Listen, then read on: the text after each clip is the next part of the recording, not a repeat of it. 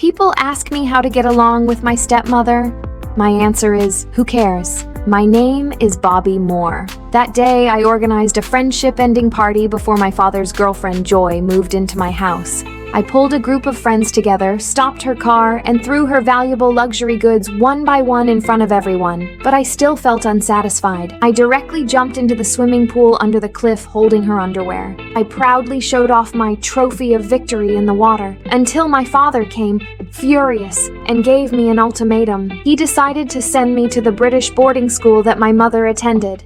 That place called Abbymont is called a school, but it is more like a magnificent prison. When I thought about the end of my free life, I felt that this menopausal man was crazy. I distributed my brand name clothes to my sisters, and then followed him with disdain on my face and boarded the plane to the UK. When we first arrived at the school, the principal, Ms. Kingsley, seemed very enthusiastic.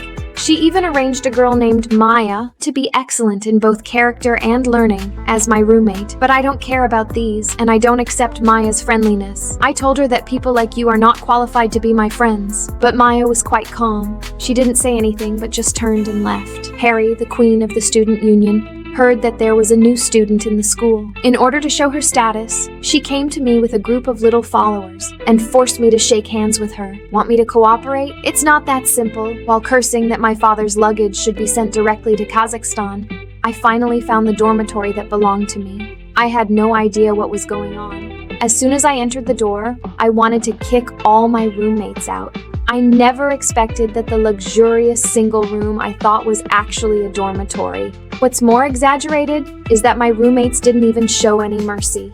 They directly said to me, either sleep in bed number 5 or get out of the corridor. I had to accept my fate, but I didn't expect that no one would help me, a big lady who had everything I wanted, to move my luggage into the house. My suitcase was so lonely in the rain, and the limited edition box was soaked. When the serious dormitory manager came to collect the mobile phone, I threw all the dirty clothes to her regardless of the desperate faces of my roommates and took out $100 from my bag to reward her. Finally, I dragged the whole dormitory into the water. I was put on probation for 3 weeks, but I didn't care at all. Anyway, I could escape from this hellhole in 2 weeks at most, so it was not their turn to teach me a lesson. Not long after, the bell rang. Just when I was disgusted with those cumbersome and rigid rules, a handsome boy caught my attention. His name was Freddie. He was not only the son of the principal, Miss Kingsley, but also the dream lover of all the girls in Abbymont. That night, I quietly slipped out of the dormitory to send a message to my best friend in the United States, but happened to run into a school-wide fire drill. In order to avoid being caught, I had to climb through the window to another room. As a result, I broke into someone else's bathroom.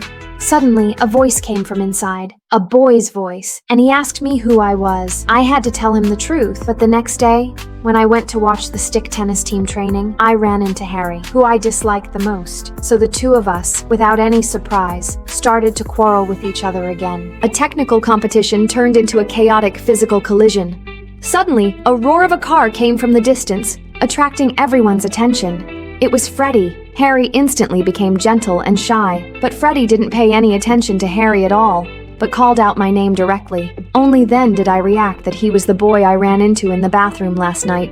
I also understood one thing. Harry likes Freddie. As soon as Freddie left, I took the opportunity to taunt Harry severely. From that day on, Harry launched a retaliation against me by any means. She first relied on her status as the head student to issue an order, Poppy and dogs are not allowed to enter, prohibiting me from entering any entertainment venues on campus.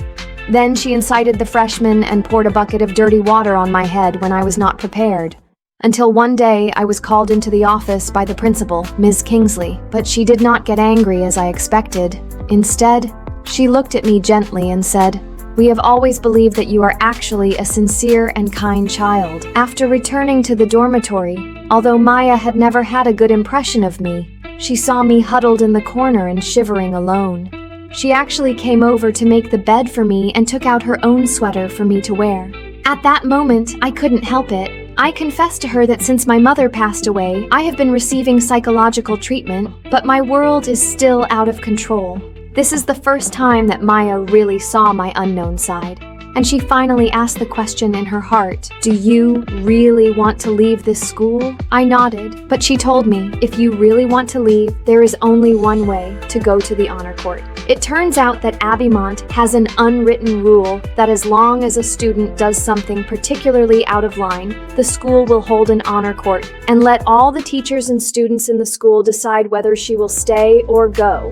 In the evening, my roommates proposed and unanimously decided to help me complete the expulsion plan. Soon, with everyone's help, I quickly plunged into the chaos. But what surprised me most was that the principal did not get angry, but suppressed the matter. But I didn't give up. I wanted to be kicked out of school, and my roommates and I saw that the principal was still indifferent. So we thought of a crazier way to seduce Freddie. I decided to do it on the night of the dance next weekend. In order to create a new image that was attractive enough to Freddie, we secretly took a bus to the city and prepared for an epic cross-dressing operation. The night of the dance finally came.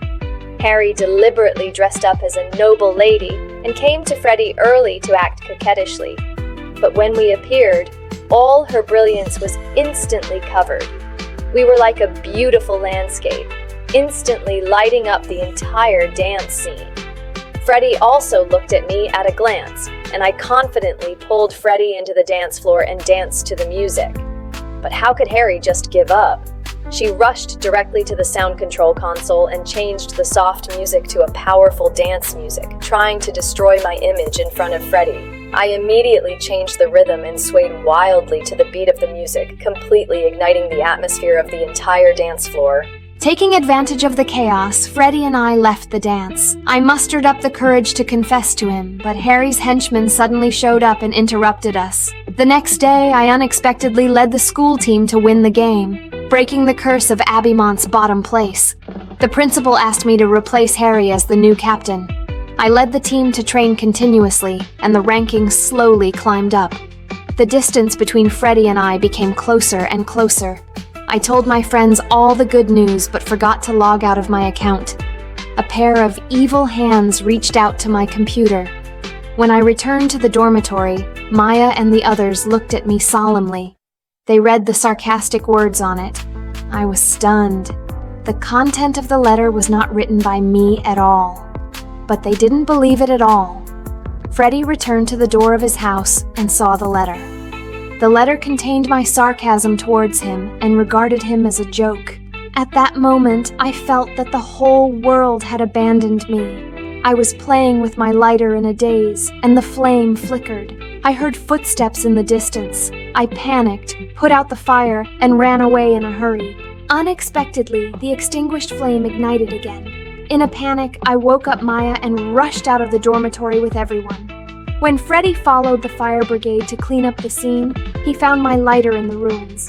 I wrote an apology letter to everyone and confessed everything to the principal. This time, I really had to face the end of being expelled from the school. I walked out of the office in disappointment and happened to run into Maya. She mocked me for finally getting what I wanted.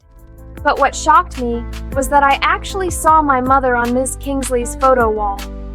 It turned out that my father and Ms. Kingsley's persistence and efforts were all for me to find myself again. But when I understood all this, it was too late. The honor court was convened, and I was accused of being the arsonist. When Maya and the others arrived, Harry had already launched the last wave of attacks on me. But she underestimated everyone's feelings for me. Jennifer checked the browsing history of the computer and found that another person logged into the system after I went offline. The email mocking everyone was sent at that time. One girl after another stood up and testified for me. Harry panicked and accused everyone of lying, saying that the lighter was the one I used to set the fire, and laughed at the lighter for being so ugly. The whole audience was stunned. No one knew that the fire was caused by the lighter. How did she know? I immediately understood that I had clearly put out the fire that night, and the footsteps I heard were hers. It was she who saw the lighter I dropped and ignited the fire again. Finally, my innocence was cleared, and Harry became the one who should be punished. I hugged my roommates excitedly, and we returned to the intimacy of the past. A week later, I took my friends to the finals of the lacrosse tennis tournament with confidence. After we won the game, I saw my father in tears in the audience. "Dad, I finally understand you."